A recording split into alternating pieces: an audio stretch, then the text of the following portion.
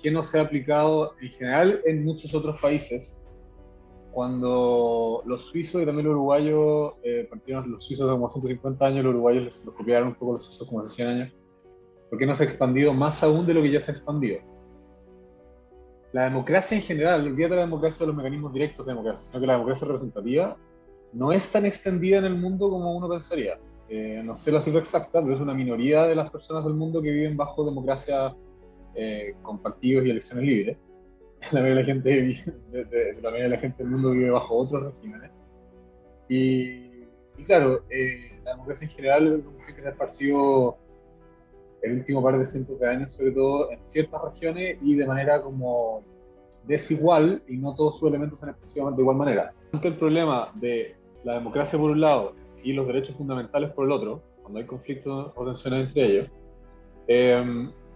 hay que encontrar una manera de decidir quién va a mandar en el fondo, qué decisión se va a respetar. Y obviamente, los derechos fundamentales no pueden estar sujetos a la decisión mayoritaria simplemente por razones obvias, los derechos más fundamentales. Y en ese sentido, a ver, tiene sentido que haya algunos derechos que quizás estén protegidos especialmente, pero el problema y la razón por la que nosotros no nos pronunciamos sobre esto, de cómo hacerlo, esa protección, es que cuando uno tiene un tribunal constitucional o alguna cosa semejante, cuya función sea defender esos derechos, el problema es que en esas personas descansa toda la ventaja de estos mecanismos de democracia directa que aportan legitimidad, estabilidad, menor corrupción y que sea el sistema, porque en el fondo se le da a ese comité, a ese tribunal o lo que sea, el poder de, en la práctica, decidir qué decisiones de la ciudadanía son o no válidas. Y es por ese problema tan crítico que nosotros no nos metemos especialmente como con una respuesta dada, porque creemos que todas las respuestas son complicadas, pero sí decimos cuidado, que si es que decidimos dejar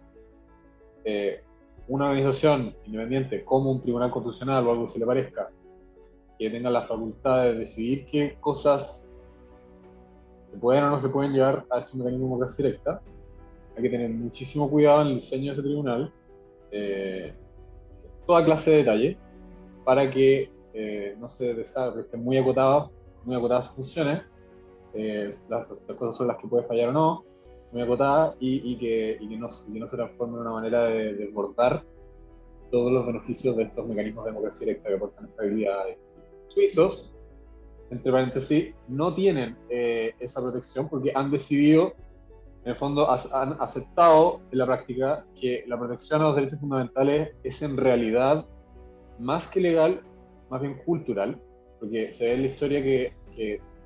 hay regímenes en los que ha habido protecciones a los derechos básicos, pero aún así, cuando hay movimientos político-culturales, en el fondo, que van en otra dirección, igual los pasan por encima. Entonces, en el fondo, aceptando el hecho histórico de realidad, que la protección de esas cosas, si bien todos quisiéramos que fuesen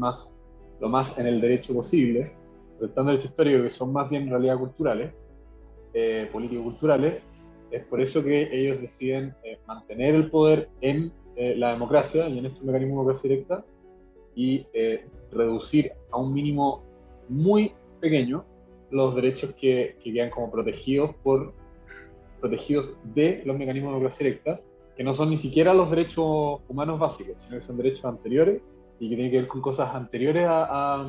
la Segunda Guerra Mundial y los derechos humanos y otras cosas que se dieron como consecuencia de esa guerra, que tienen que ver con, por ejemplo, dejar entrar a refugiados a tu país cuando su vida depende de eso, y otras cosas de esa naturaleza muy, muy, muy graves.